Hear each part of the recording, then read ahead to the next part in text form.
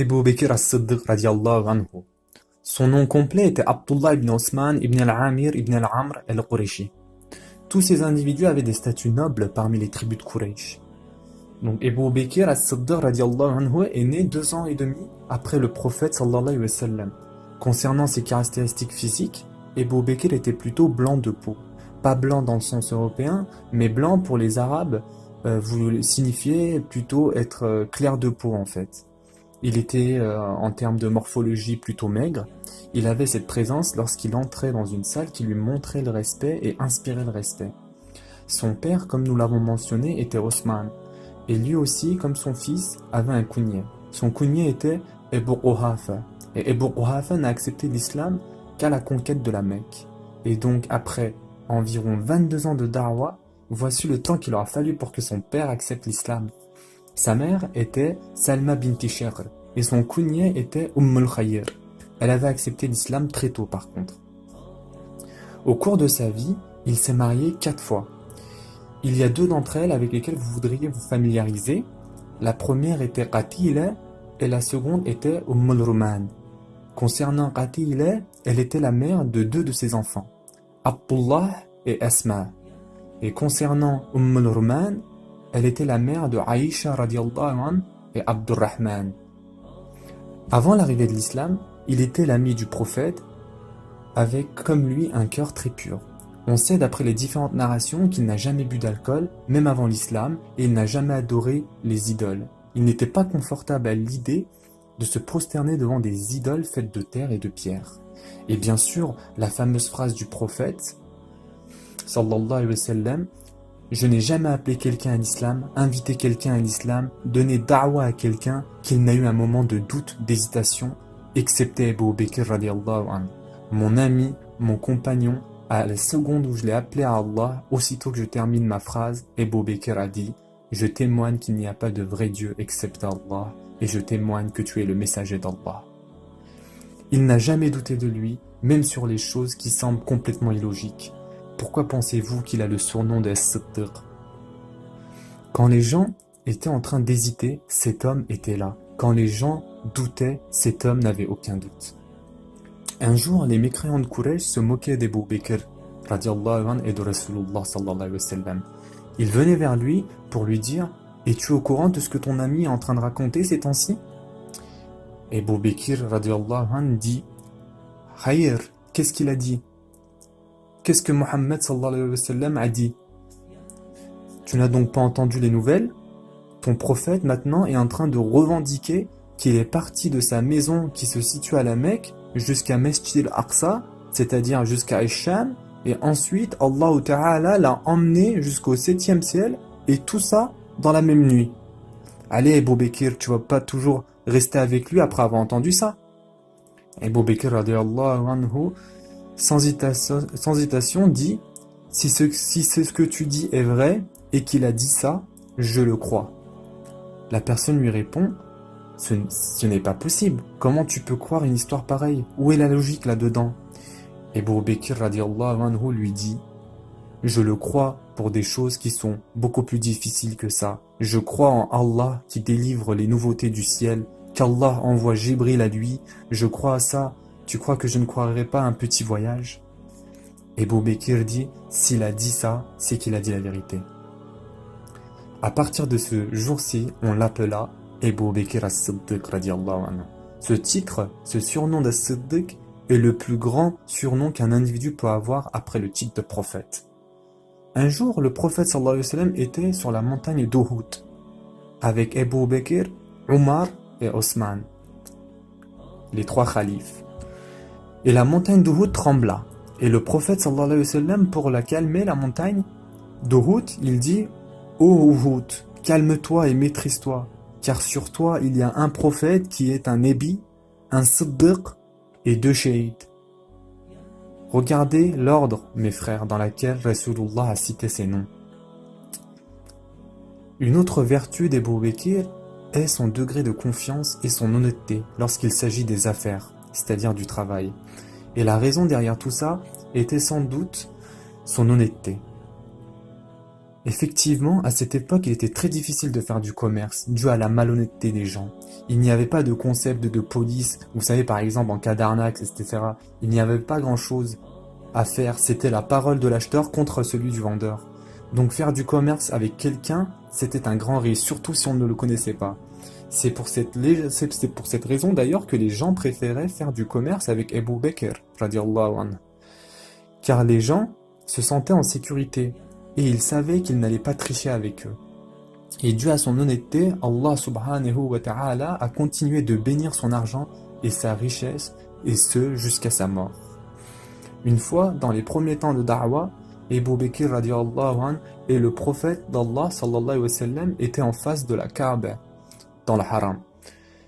Et Mohammed sallallahu alayhi wa sallam a commencé son appel pour Allah, jusqu'à ce que les leaders de Quraysh commencent à être irrités de cela et agités.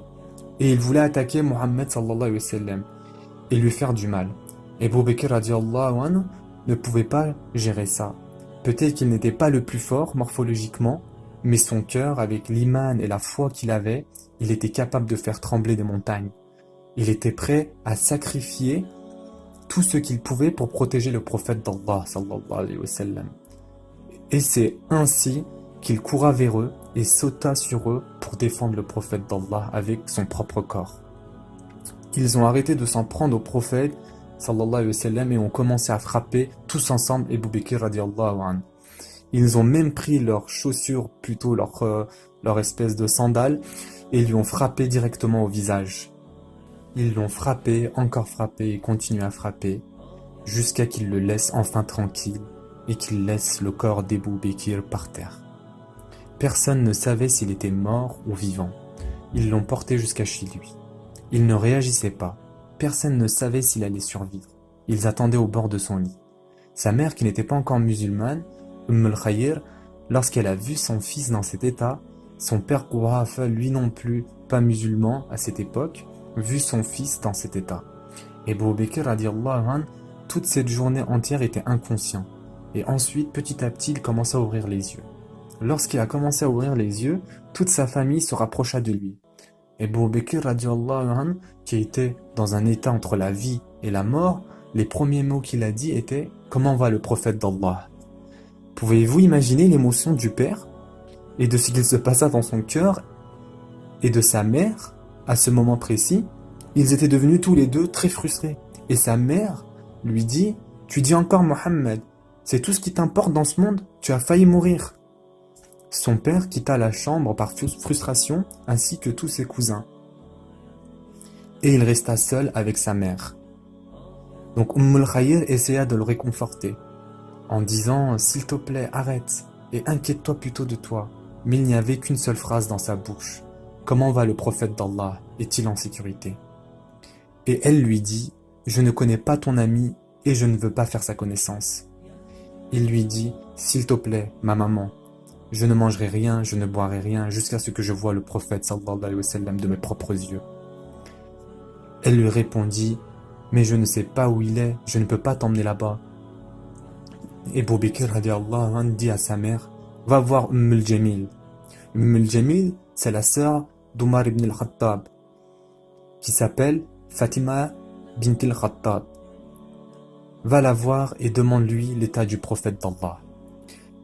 Donc, al-Khayr va voir al-Jamil, qui était musulmane, mais le cachait, donc la sœur de Omar. La mère d'Abu Bakr, c'est-à-dire al-Khayr, demanda à Fatima ibn al-Khattab « Est-ce que tu sais quelque chose sur Mohammed sallallahu alayhi wa sallam ?» Elle lui répondit « Je ne connais pas Mohammed et je ne connais pas ton fils. » Par peur, bien sûr, que les gens découvrent qu'elle est devenue musulmane et qu'elle a accepté l'islam. Elle lui dit, du coup, la mère d'Abu Bakr lui dit « S'il te plaît, viens avec moi. Mon fils est sur son lit de mort. S'il te plaît, viens. » Ainsi, al-Jamil accompagne al-Khayr. Et lorsqu'elle rentre et qu'elle voit l'état d'Abu Bakr radiallahu anhu, elle n'arrive pas à retenir ses larmes et pleure et elle dit « Quel être humain peut-il faire une chose pareille à cet homme ?»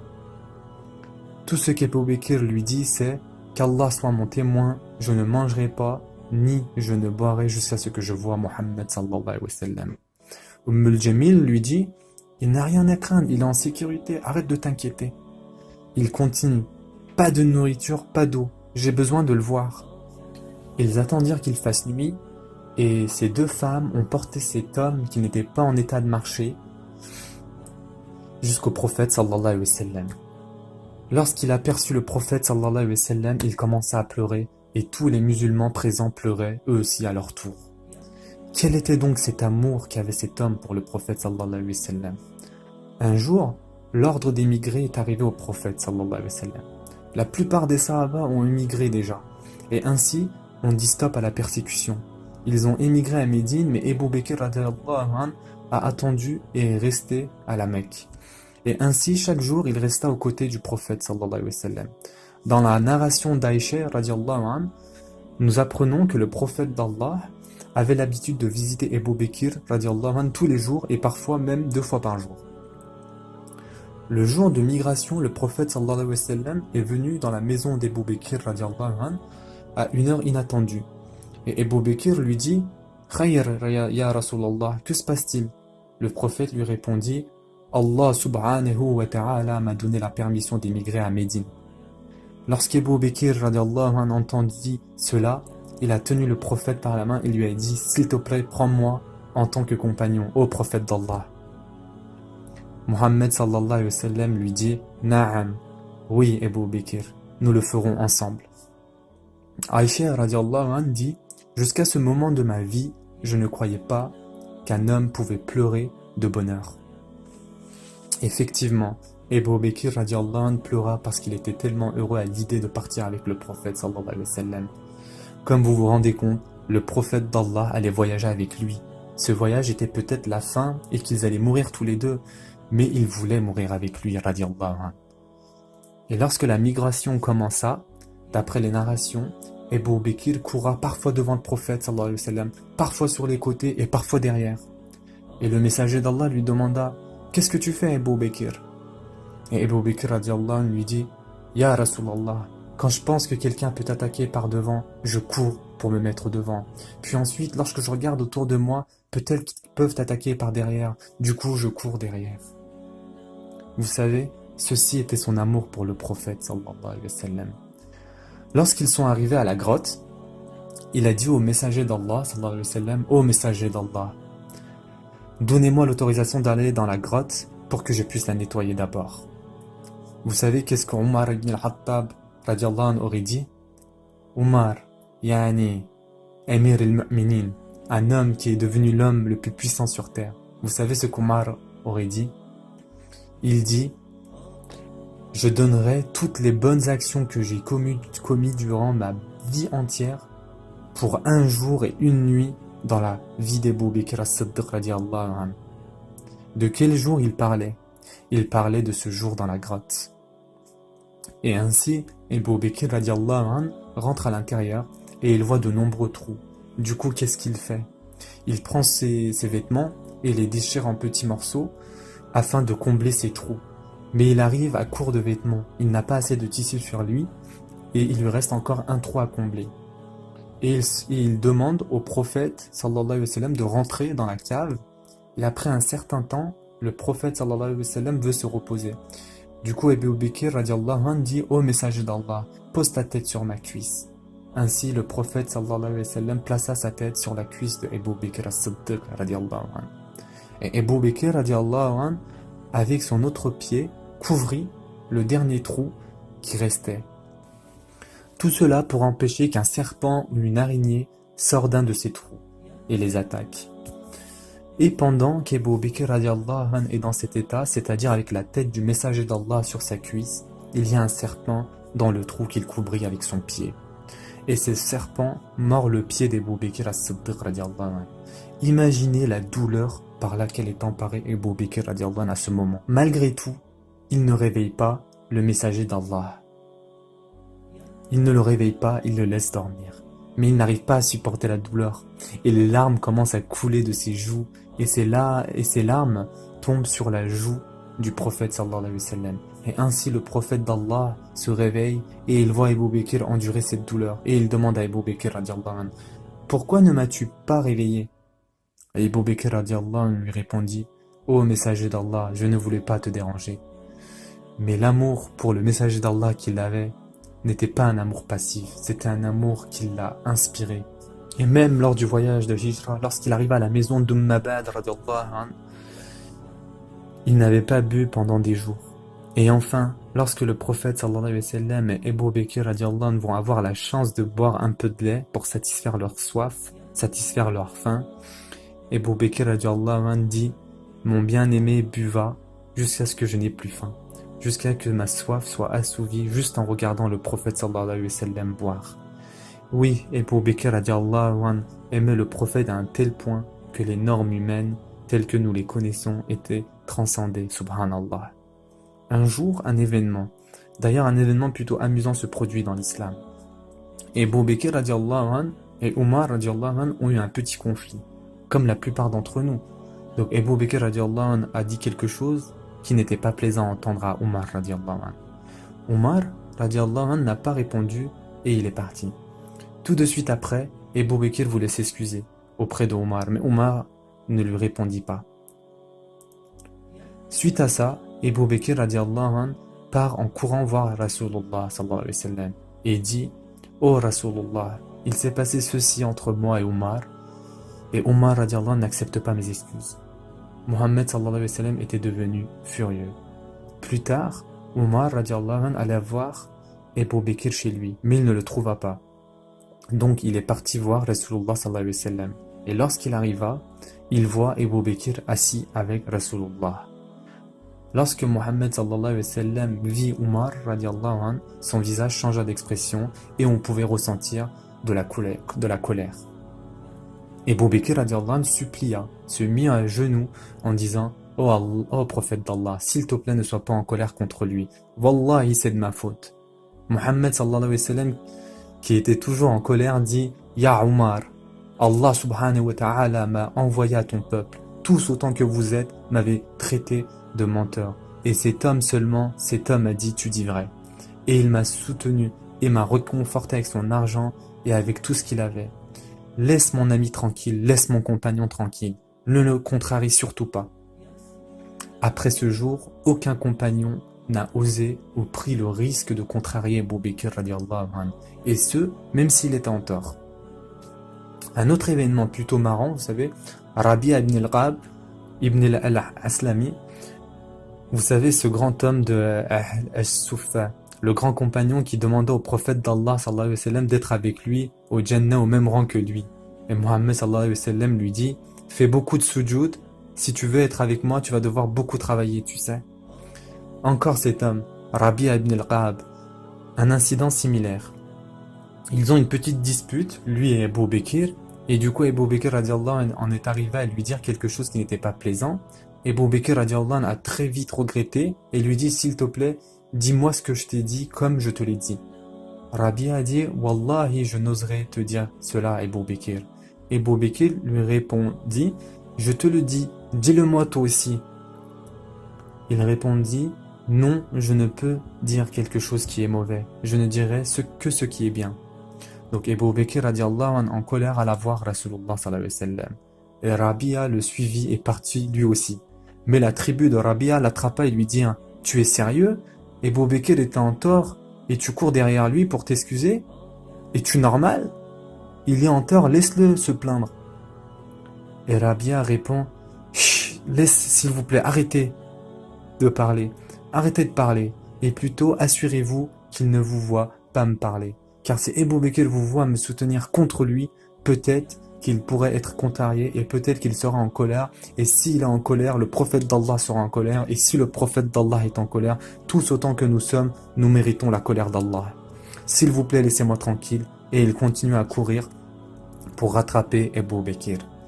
Mais Abu Bakr radiallahu anhu était déjà arrivé et était en train de se plaindre à Mohammed sallallahu alayhi wa sallam. Rabi a dit: Ya Rasulallah, je ferai tout ce que vous voulez, mais s'il vous plaît, Abu Bakr voulait que je lui répète quelque chose de désagréable, je ne peux pas faire ça. Le prophète sallallahu alayhi wa sallam dit: tu as raison, Ya Rabi'a. Ne dis rien, mais dis: Ya Allah, pardonne Abu Bakr et accepte ses excuses. Le prophète d'Allah nous a informé Chacun d'entre nous, notre rêve, c'est d'entrer au Jannah. Nous nous considérons chanceux si nous arrivons à l'une de ces portes. La porte de Salah, la porte de Zakat et charité. Abu Bakr radiallahu anhu écoutait une fois le prophète d'Allah décrire les portes du Jannah. Il lui demande: ô prophète d'Allah, est-ce qu'il y a une chance qu'une personne puisse rentrer au Jannah par plusieurs portes au lieu d'une seule porte? Le prophète lui répondit: oui Abu Bakr, et tu es l'un d'entre eux. Les 8 portes du Jannah, mes frères et sœurs, vont suppléer Abu Bakr le jour du jugement dernier pour avoir le privilège d'être emprunté par Abu Bakr radiallahu anhu. Tout le monde s'est battu pour avoir l'amour du prophète sallallahu alayhi wa sallam.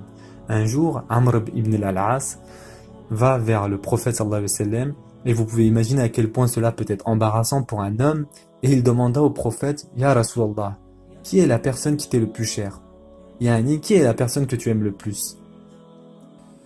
Et petite info sur le contexte, Amr ibn al-As rentre juste d'une expédition très importante. Et il pense que parce qu'il a complété sa mission et son expédition avec un grand succès, il pense que le prophète sallallahu alayhi wa sallam va dire: Ya Amr, c'est toi que j'aime le plus. Du moins, c'est la réponse qu'il espérait. Donc il demande: Ya Rasulallah, qui est la personne qui t'est le plus chère? Et sans aucune surprise, le prophète sallallahu alayhi wa sallam répond que c'est Aïcha radiallahu anha. Du coup, Amr répondit: non, non, non, je voulais dire en dehors des femmes, ya Rasulallah, parmi les hommes, qui est la personne que tu aimes le plus? Là, il se dit: c'est bon. Et là, il va dire que c'est moi. Le prophète répond que c'est Abu Bakr radiallahu anhu. Puis il se dit: bon, ok, c'est normal, khalas. Nous savons qu'Abu Bakr a un statut noble. Peut-être que je serai le second. Puis il demanda donc: et ensuite, ya Rasulallah, après Abu Bakr? Et le prophète sallallahu alayhi wa sallam mentionne Omar radiallahu anhu. Et là, on peut voir son cœur petit à petit se noyer lentement. Mais il se dit: je vais me donner encore une chance. Peut-être que je serai la 3e personne la plus aimée du prophète sallallahu alayhi wa sallam. Il dit: et ensuite, ya Rasulallah. Et là, le prophète mentionne Osman radiallahu anhu. Et là, cette fois, Amr se dit: khalas, j'ai pas envie de m'embarrasser encore plus que ça, je vais m'arrêter ici. Le prophète d'Allah, pendant la bataille de Tabouk, la bataille des difficultés, donc Osman est célèbre parce qu'il a fait à lui seul la majorité des préparations en dépensant son argent afin de préparer l'armée pour la bataille de Tabouk. D'ailleurs, tous les Sahaba étaient encouragés à le faire. Ainsi, Omar radiallahu anhu s'est dit: c'est bon, cette fois c'est ma chance, mon opportunité de battre Abu Bakr radiallahu anhu. Il se dit: je vais donner à Allah et à son prophète la moitié de tout ce que je possède. Donc il va voir Rasulullah sallallahu alayhi wa sallam et il dit: Ya Rasulullah, voici de l'argent fi sabilillah. Mohammed sallallahu alayhi wa sallam lui demanda: Ya Omar, qu'est-ce que tu as laissé pour ta famille? Il dit: ô prophète d'Allah, j'ai laissé une quantité égale chez moi. Quelque temps après, Abu Bakr radiallahu anhu arrive avec tout ce qu'il possède, c'est-à-dire tout son argent.